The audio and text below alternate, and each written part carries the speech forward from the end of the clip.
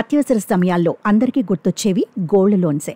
వైద్యం, విద్య, వ్యాపారం, వ్యవసాయం ఇలా చెప్పుకుంటూ పోతే మన ప్రతి నగదు అవసరాలు వేగంగా తీరే మార్గం ఒక్క బంగారం తనఖా రుణాల ద్వారానే ఉంటుందంటే ఎంత మాత్రం అతిశయోక్తి కాదు.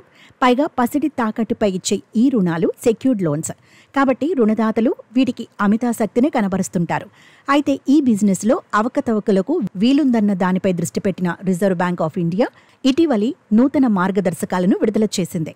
అతి త్వరలో అమల్లోకి వచ్చే ఈ నిబంధనల్ని గోల్డ్ లోన్ తీసుకోవాలనుకునే ప్రతి ఒక్కరూ తెలుసుకోవాల్సిన అవసరం ఉంది. బుల్లెట్ రీపేమెంట్ పథకాల్లో చెల్లింపుల కోసం ఉండే గరిష్ట కాల పరిమితి 12 నెలలకు పరిమితం కాబోతోంది. ఆ తర్వాత ఇక 36 నెలల దాకే ఈఎంఐ ఆధారిత రుణాల కాల పరిమితి. మునుపు గోల్డ్ లోన్స్ ఏటా రెన్యువల్ చేసుకుని వీలుండేది. ఇప్పుడది లేదు. బ్యాంకుల ద్వారా తీసుకునే రుణం 2.5 లక్షల లోపే ఉంటే తనఖా పెట్టిన బంగారం మార్కెట్ విలువలో 85% రుణంగా వస్తుంది. బ్యాంకింగేతర ఆర్థిక సంస్థలు, స్మాల్ బ్యాంకుల్లో ఇది 88%గా ఉంది. అల్పాదాయ గ్రామీణ రుణగ్రహీతలకు ఊరటనిచ్చేలా 2.5 లక్షల లోపు రుణాలకు ఆదాయ మదింపు, క్రెడిట్ స్కోర్ తనిఖీలు లేవు.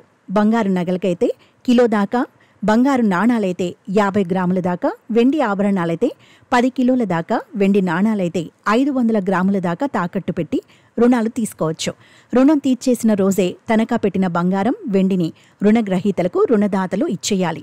ఇక 7 పని దినాలు దాటినా ఏ కారణం చేతనైనా ఇవ్వకపోతే రోజుకు 5,000 నష్టపరిహారాన్ని రుణగ్రహీతలకు చెల్లించాలి. తాకట్టు పెట్టిన బంగారం, వెండి పోయినా, డ్యామేజీ అయినా రుణగ్రహీతలకు పూర్తి స్థాయిలో రుణదాతలే ఇవ్వాల్సి ఉంటుంది.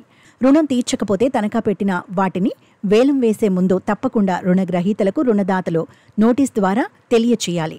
వేలంలో కనీస ధరను బంగారం, వెండి మార్కెట్ విలువలో 90% నిర్ణయించాలి. వేలం వేయగా మిగిలిన బంగారం, వెండిని రుణగ్రహీతలకు రుణదాతలు వారం రోజుల్లో తిరిగి అప్పగించాలి.